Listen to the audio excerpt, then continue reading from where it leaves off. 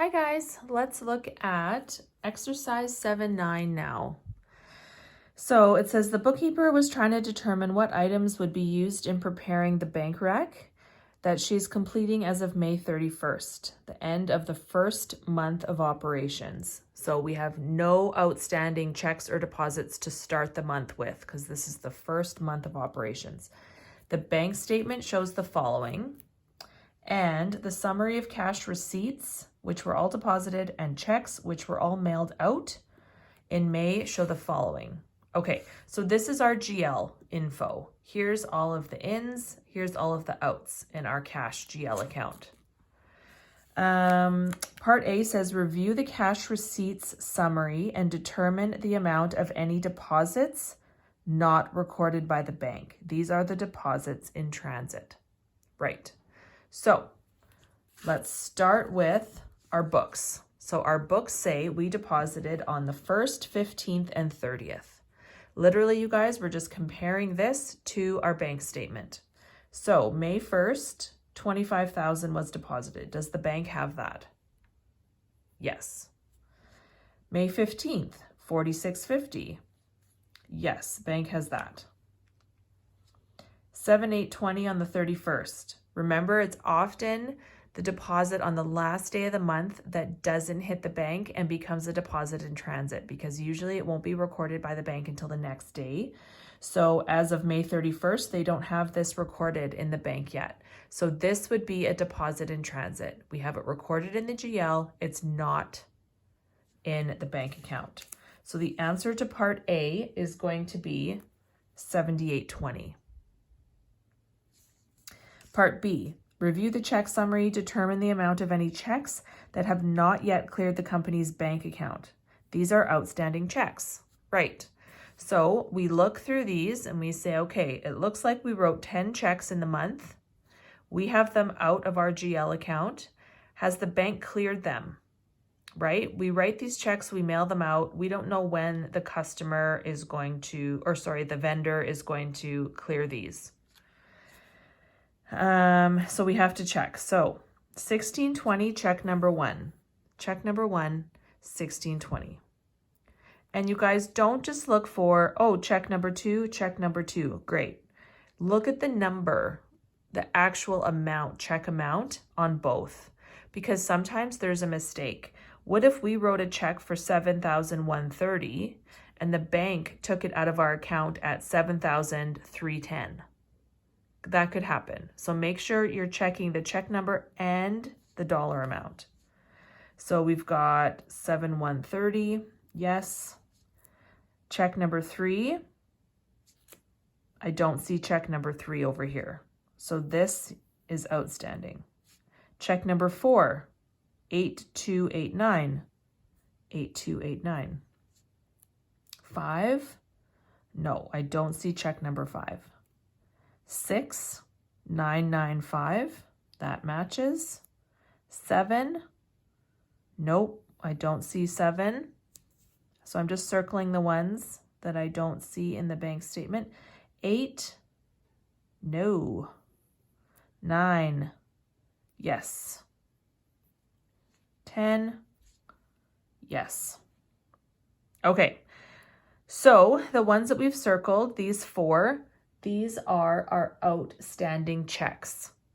Okay, so the answer would be check number 3, 1675, check number 5, 360, check number 7, 2130, check number 8, 525. And that would total $4,690. Okay, so we have outstanding deposits of 7,820, and outstanding checks of a total $4,690. And you should write them out. I'm just not doing it just because it's quicker. You guys don't need to watch me write it out, but just write out each one so that I know that you've got them all. C, review Sharp's bank statement and identify any items that are not included in the cash receipt summary or check summary. Okay, so we've gone through our GL Now let's go through our bank statement. So we're going to look and see everything that we haven't checked off. That's what we haven't recorded in our books. We go down here, we have on the 25th a returned check, NSF, from S. Gillis, and an NSF fee. So this has not been recorded in our GL. It looks like we deposited a check from a customer. Maybe it was a part of this deposit or this deposit, and it didn't clear their bank, non-sufficient funds. So $1,350 is coming out of our account, and the bank is charging us a $25 bank fee for that NSF check. Okay, and bank service charges. We don't have that recorded in our GL either. So we're going to have to do that. Part D, determine the cash balance per books prior to reconciliation. Okay. Well, remember, this is a new company. It's their first month of operations. So they're starting with nothing. They had cash receipts of $37,470, and they wrote checks of $26,819. So what would their cash balance be? $37,470 minus $26,819. $10,651 would be their cash balance per books at May 31st. Okay. Prepare Sharp's bank reconciliation at May 31st. Okay, so I want to start with cash per GL and cash per bank. That's how I'm going to start my reconciliation each time. So cash per GL, 10,651. Cash per bank, well, what does the bank statement say? They say 6,106. We've got a difference, right? That's what our bank rec is all about. Let's make sure that these two agree by adjusting each side. So I'm going to start with the bank side. So I know that there's outstanding deposits of $78.20. So I'm going to add outstanding deposits or deposits in transit.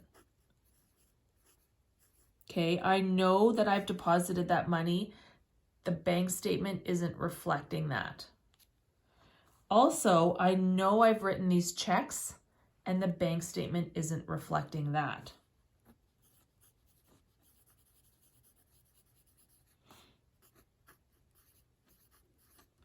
Okay.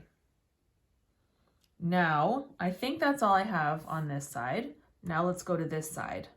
My GL says 10,657. I'm going to adjust this for things that I didn't know about. What did I not know about until my bank statement came? Just like over here, this is what the bank didn't know about. They don't know that I've written checks. They don't know that until they've been cleared. They don't know that I've deposited this on the last day of the month because it was after hours. So this is what the bank doesn't know about. This is going to be what I didn't know about. And I know about these things now by reviewing my bank statement. So that's why I circled the NSF check and the bank service charges. Okay, so I'm going to subtract out of my account these two things. So I'm going to say less NSF check of $1,350. And I'm going to say less NSF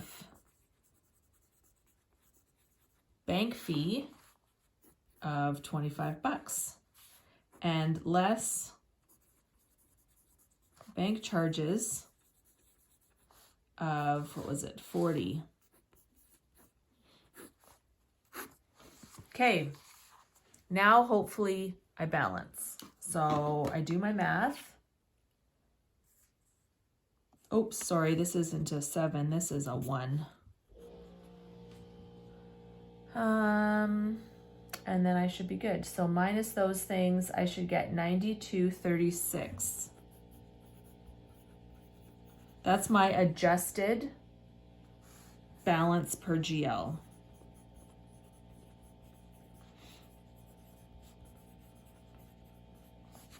And my adjusted balance per bank is this plus this minus this, and I get 92.36. And that's what we want to see. We want to see them balance.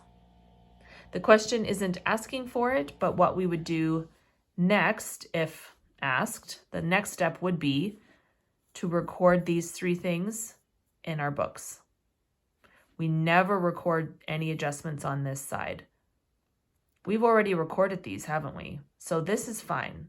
It's this side that we would want to do journal entries for.